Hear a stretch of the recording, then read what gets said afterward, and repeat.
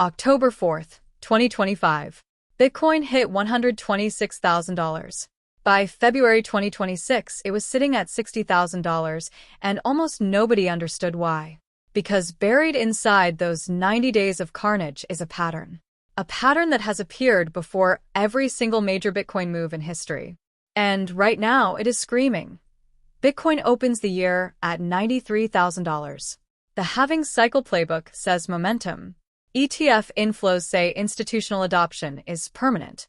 Every analyst model on the street is pointing higher. The posts are bullish. The sentiment is euphoric.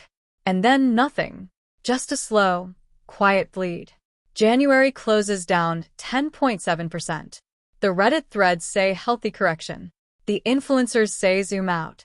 But the data says something different. Because January historically averages a plus 8.52% gain for Bitcoin. This wasn't a dip. This was a trend reversal, wearing the costume of a normal correction. And most people didn't catch it until it was already over. Then February arrives.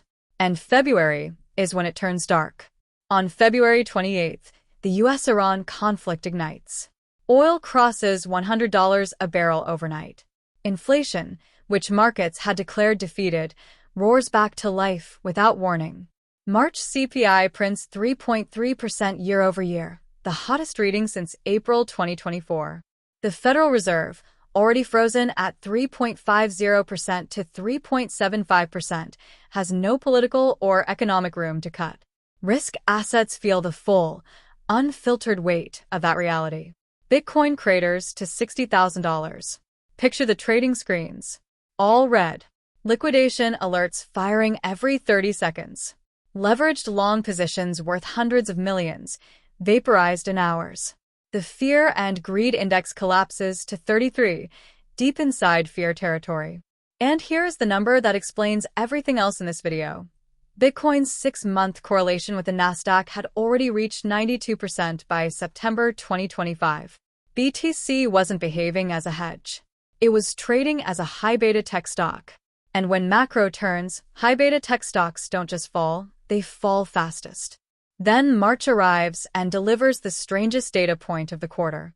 After 2 catastrophic months, Bitcoin manages a recovery of plus 0.19%. Statistically meaningless. Historically, March averages plus 10.2%. 3 months. 3 broken historical averages. In the same quarter, that gold hit an all-time high of $5,589 per ounce, up 80% year-over-year. Performing exactly as a crisis hedge should, Bitcoin performed like something else entirely. That is the first 90 days. A 52% drawdown from the all-time high. The first back-to-back losing quarters since 2022. And underneath it all, something else was happening that didn't make the headlines. The 2028 halving is approximately 2 years away. Every prior halving in Bitcoin's history has preceded a significant bull cycle. That does not guarantee the next one will follow the same pattern. But it means the structural supply argument for Bitcoin, 21 million hard cap, 1.32 million remaining to be mined, an estimated 3 to 4 million already permanently lost, has not changed. Only the timeline and the macro context surrounding it have. The next 90 days will not define whether Bitcoin survives. It has survived 2018.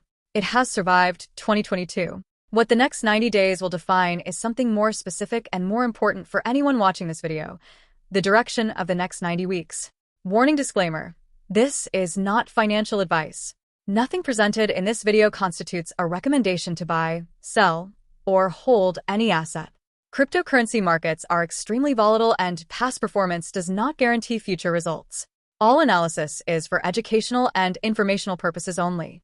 Always conduct your own independent research and consult a qualified financial professional before making any financial decisions.